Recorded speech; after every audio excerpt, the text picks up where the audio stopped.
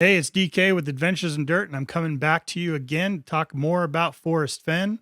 More proof has surfaced that proves his treasure was real and that it was found. That's right, the finder has come forward and put out a blog post. We're going to take a look at it today. But an awful lot has happened since the last time I've talked to you about Forrest Fenn. For one, searchers gathered over in West Yellowstone on September 5th to kind of signify the end of the hunt and get together one last time. If you go over to Dal's site, Cynthia Meacham put together a cool post over there. Let's go take a look at it. They were calling it the last roundup in Cynthia's post. And here's her post. Look at all the people that joined together there to have a picnic in the park in West Yellowstone to just kind of get together one last time as a big farewell to the hunt. A lot of them have come to know each other over the years. They took this photo on the famous fishing bridge. That's absolutely great. And then also they got together at Bullwinkle's for some drinks and getting together and talking. And Forrest offered to buy the round. Just an amazing event. I wish I could have gone. Unfortunately, I couldn't make it. But great gathering there of searchers. Awesome post, Cynthia. But unfortunately, no one knew that 2 days later, Forrest Fenn would pass away. The age of 90, on September 7th, Forrest passes away. And comes the end of an incredible legacy that he left for all people that were involved in his treasure hunt and then have gotten to know him through his writings and personally over the years.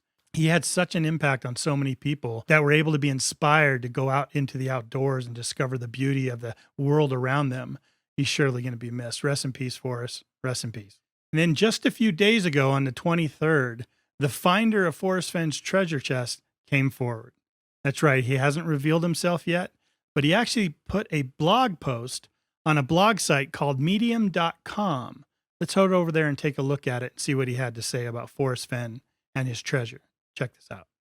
So if we come over here to medium.com, the finder, as his header states, says a remembrance of Forrest Fenn. This photo shows Forrest Fenn reunited with his treasure chest for the first time in a decade. Looks like he just opened the box. The finder spells out an incredible story here of his involvement with Forrest and meeting him and bringing his treasure to him. Let's read through some of this now. And I'm not going to read this verbatim. You can go over here and check it out yourself. I'll put a link down below so you can head on over here and find this blog post. But the finder says, I am the person who found Forrest Fenn's treasure. The moment it happened was not the triumphant Hollywood ending some surely envisioned. It just felt like I had survived something and was fortunate to come out on the other end. For so long, I thought I might be haunted for the rest of my days by knowing where the treasure was, but being unable to find it. Boy, we can all relate to that, can't we? Would I still be out there in that section of forest 50 years from now, looking for it? When I finally found it, the primary emotion was not joy, but rather the most profound feeling of relief in my entire life. I figured out the location where he wished to die, and thus where the treasure was, back in 2018. But it took me many months to figure out the exact spot. This treasure hunt was the most frustrating experience of my life. There were a few times when I, exhausted, covered in scratches and bites, and sweat and pine pitch, and nearing the end of my day's water supply, sat down on a downed tree and just cried alone in the woods in sheer frustration. Again, we can all relate. He spent about 25 full days of failure looking for the treasure at that location before he finally found it. When he got back to his rental car, after the find, I put my hands on the steering wheel and bawled my eyes out. Then I remembered Forrest saying the person who found the chest would either laugh out loud or start crying. I realized he had been right and started to get annoyed that I still couldn't stop his quotes from popping into my head even after the chase was finally done. I laughed at myself for getting annoyed, and I realized I had just fulfilled his other premonition about laughing out loud. He shows a picture in this post of the treasure chest, and he says it's the treasure a couple feet from the nook in which it had been placed. In the weeks after, I still couldn't stop myself from reflectively thinking about what he was thinking. After living inside his head for 2 years, meeting him in person was sensory overload. I could now analyze his words and facial expressions and tone in real time, mere feet away from me. I could ask him questions about the chase, and he would actually answer them. I never got used to it, and I was still analyzing him unnecessarily when he died, unable to turn my obsession off. Now that he's gone, I'm no longer annoyed. Those Fenn quotes are still rattling in my brain. His words will live with me and every searcher out there for the rest of our lives. Boy, you got that right. He spent a couple more days crying after Forrest passed. He had meant so much to me in such a short time, and I had so much more I wanted to ask him.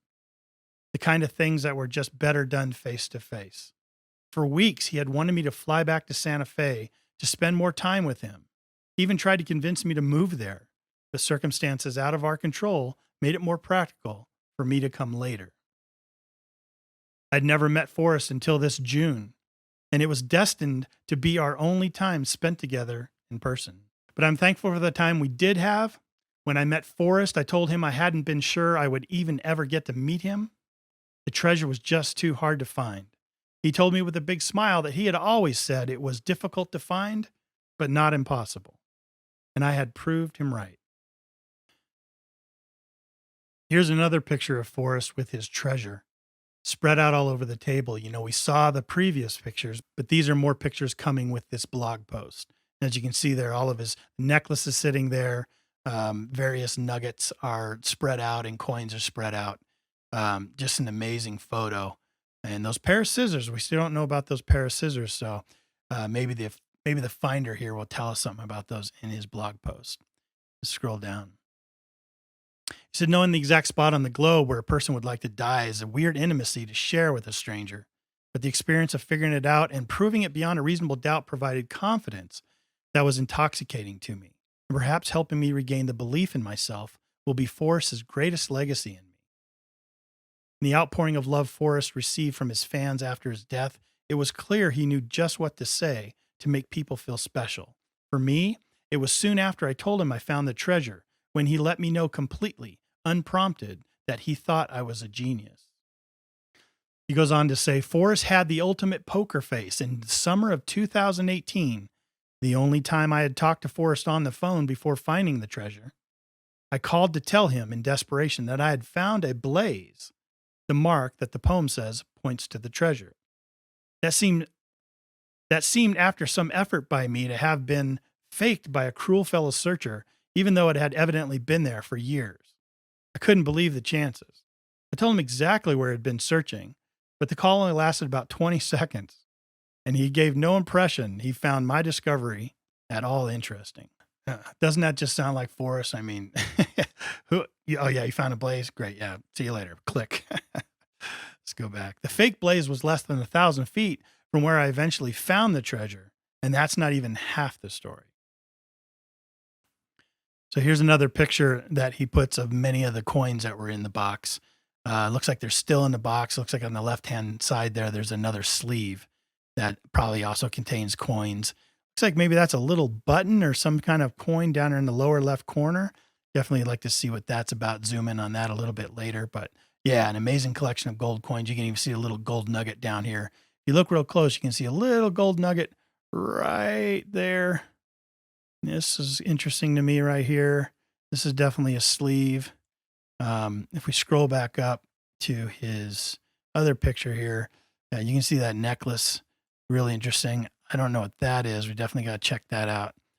There's those scissors, coins, tons of nuggets. There's the key hiding back over here. You go back over here. There's the key hiding right over there. Huge nugget here. This thing is just huge. These are rings, gold rings. Yeah, there's the frog right there. Everyone's like, what happened to the frog? There's the frog. See him sitting there? So cool. There's his bracelet. You can see the bracelet, the famed silver bracelet, the turquoise beads in there. So yeah, a lot of cool things in this photo to take a look at. I'll spend some time on it for sure. Let's go down, follow up with the story, continue his story. He said when he finally met Forrest, he had forgotten about the phone call and found it amusing when I told him. Of course, he had no idea how much I had tortured myself trying to read his reaction to that call. Can you imagine how deflated you would be? Absolutely crazy. He says, of course, Forrest's greatest gift to humanity was his treasure. Sure, it could have only been given to one person, the one who found it, but it inspired hope in the world over. And the joy of discovery for all those who got to go out and appreciate the wonders of the Rockies. No good deed goes unpunished, of course, and that hope spun off into a myriad permutations Forrest couldn't have anticipated. He goes on to say, in a final act of selflessness in what should have been his moment of redemption, he went to great lengths to protect my anonymity. Over the past decade, he and his family have suffered stalkers, break-ins, and a potential kidnapping, just to name the things that have been publicized, from misguided searchers.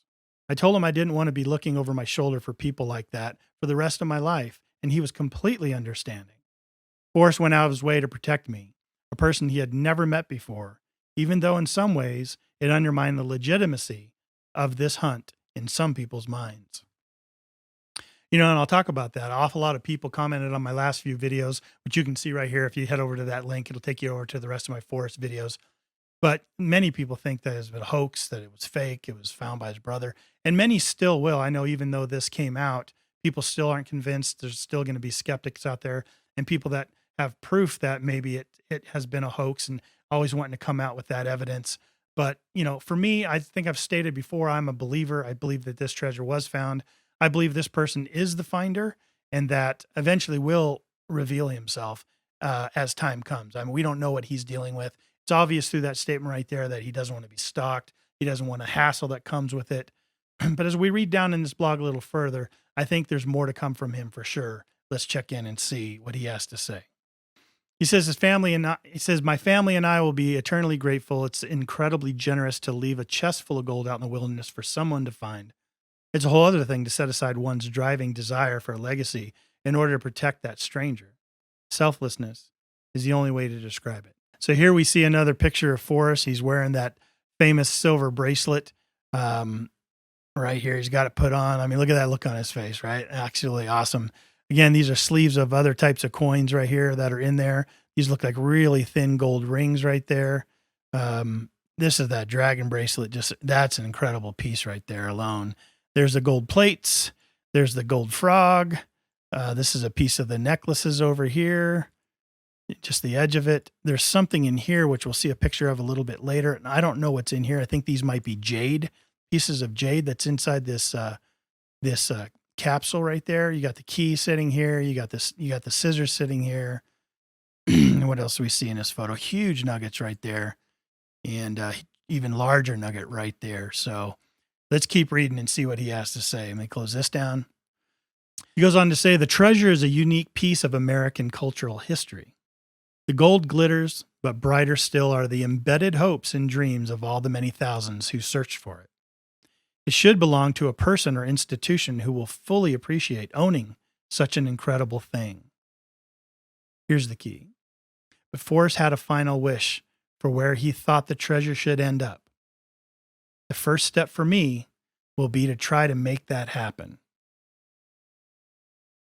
Okay, so what does that mean? What are we taking from that statement right there? What do you possibly think Forrest's final wish for his treasure would be?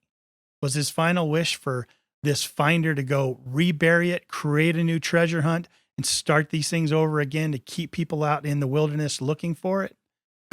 That'd be taking on an awful lot of grief for the finder, I'll tell you. Or was his wish simply to put it into a museum, maybe a traveling exhibit that would travel around the country, or maybe around the world, for people to come and look and see the famous Forrest Fenn treasure? What do you think? Leave me your comments down below and let me know what you think Forrest's final wish would be for that treasure.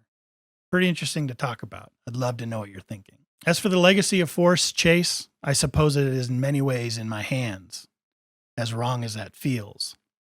To be honest, I'm not sure what to do. So obviously he's still on the fence, still undecided. Whatever, making plans is an antagonistic to freedom. You will see I'll be back to answer some questions in any case. But no, not that one. What question he's talking about? Where did you find it? So it still looks like the finder still does not want to reveal where he found it.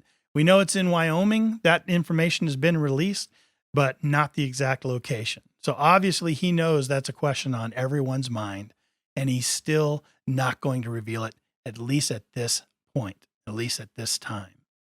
Drying off after a decade in the elements, The Ziploc bags were full of condensation, and these two items were together in one bag. Why did I put the scissors there? Forrest asked me when he saw them. I didn't know, of course, and I figured they belonged to King Tut or something like that. Nope, just a pair of scissors.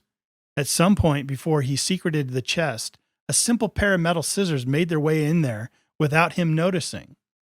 I got the sense that even after many years of preparation, the final audacious decision to actually put the chest out there was something of a whim. I'm sure he wouldn't have liked it any other way. Now, that's absolutely an awesome piece of information, right? So you have these scissors right here, and you've got this incredible, this is the dragon bracelet. And it's wrapped up. You can see it circular. You can see it circles around here and comes here to the head of the dragon. This is the dragon's kind of whiskers coming out, trailing off there. But this was all wrapped up. You can see the discoloration in the baggie there that's wrapped up in. And this pair of scissors has been the topic of a lot of discussion. What were those scissors all about? And now the finder at least gives us some information that we didn't know before. It's just a pair of scissors. So if you remember, Forrest had put this treasure chest on his shelf. Once he had planned to hide it when he fell ill, it sat there ready to go. And then when he went into remission, it still sat on a shelf for quite a while before he actually went out and hid this chest. So having that bit of information coming straight from the finder from Forrest, also, in my opinion, helps validify this blog post as being a real deal. He goes on to say that some things will always remain a mystery, and I think that's fitting. Forrest always said he was ambivalent about whether he wanted to see the chest found in his lifetime or for the chase to last many decades after he passed. And the depth of that ambivalence profoundly revealed itself to me in the process of figuring out exactly where it was. He was completely open with me about anything I wanted to confirm or know when we met, but his emotions were a little perplexing. I could tell there was some eagerness in finally sharing these secrets with somebody. Can you imagine? But there was also melancholy. And so perhaps it's fitting that ambivalence ends in me knowing most of the answers, but him getting to keep some of them forever. The relevance of the double omegas will go to the grave with the man who wrote the poem. And so it is. Awesome. So there it is. If you'd like to read this entire blog post, links down below. You can head on over there to themedium.com where he chose to post this blog. You can follow the finder. If let me go over here and show you this. You scroll all the way back up to the top. You can actually follow the finder right here by clicking on this area right here. You can become a member of medium.com and then follow him for any future blog posts he comes out with. Absolutely should do that if you're interested in that. Again, links down below. You can go over there and find it. But yeah, hey, amazing thing coming out. I mean, it gave us searchers a little more proof, maybe a little proof that maybe the treasure truly was real, that the finder was real. I mean, who else would have these additional pictures? There's this no way that could be faked. Now, many people have ideas on how it could be faked and that this is still a hoax. And I just think this really helps firm it up more. Again, not until he reveals the location will many of us be satisfied. But I've got to take my hat off to the finder there and say thank you for releasing the information you did find in the wake of Forrest's passing. Some of the information you put down there is just a lot of what we've been wondering about. Where did those scissors come from? And what was it like meeting Forrest with the treasure chest and such? And more stories about that encounter, I think, would be warranted if you wanted to come out with more stories about that. Absolutely amazing. So thank you to the finder out there. As we carry on, if there's more information that comes to light out there, I'll definitely share it with you here on Adventures in Dirt. Make sure you hit that subscribe button right there to stay up to speed when I release a new video on Forrest. I'm DK with Adventures in Dirt. We'll see you next time.